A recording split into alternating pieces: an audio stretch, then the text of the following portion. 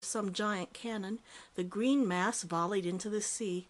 It did not slope gently like a beach, or offer a rugged shoulder to be gnawed away as a rocky cliff, but thundered forward into the surging brine, yielding but invincible, a land force potent as the wave itself.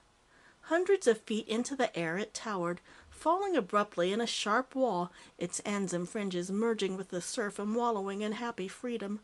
The breakers did not batter it, for it offered them no enmity to rage and boil upon, but giving way with each surge, smothered the eternal anger of the ocean with its own placid surety.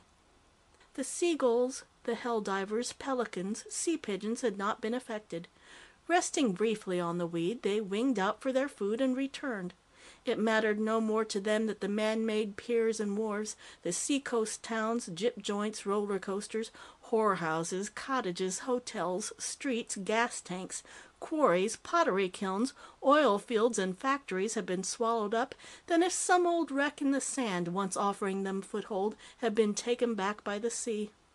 If I thought the grass awesome from the land, monotonous from the air, it seemed eternal from the water.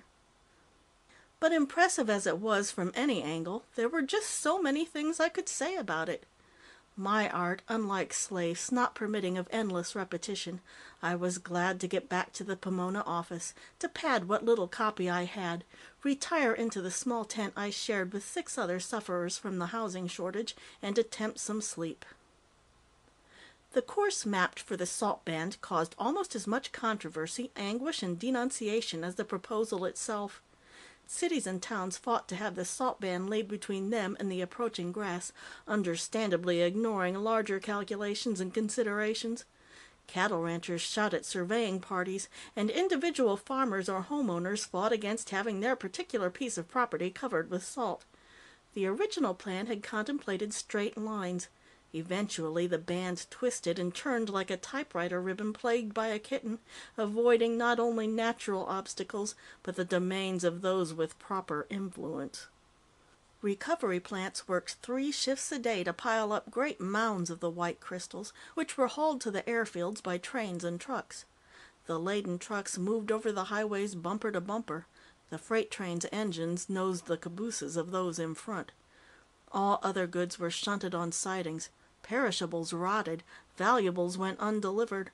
All transportation was reserved for the salt. Not only was the undertaking unprecedented for its magnitude, but the urgency and the breakdowns, bottlenecks, shortages, and disruptions caused by the grass itself added to the formidable accomplishment. But the people were aroused and aware of the danger, and they put almost the same effort behind the salt sowing as they would have in turning out instruments of war. The sowing itself was, in a way, anticlimactic. By the whim of Lafacici, I went in one of the planes on the first day of the task.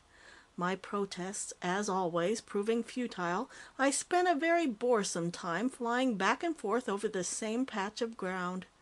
That is, it would have been boresome, had it not been for the dangers involved, for in order to sow the salt evenly and thickly, it was necessary to fly low, to hedge-hop, as the pilot called it.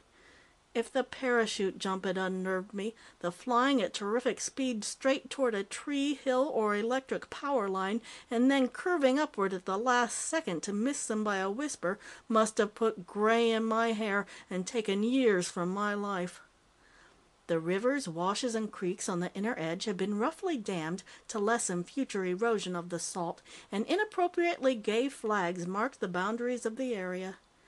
Owing to our speed, the salt billowed out behind us like powdery fumes, but beyond the evidence of this smoky trail, we might merely have been a group of madmen confusedly searching for some object lost upon the ground.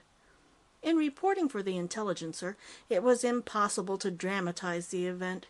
Even the rewrite men were baffled, for under the enormous head "Salt Sown," they could not find enough copy to carry over from page 1.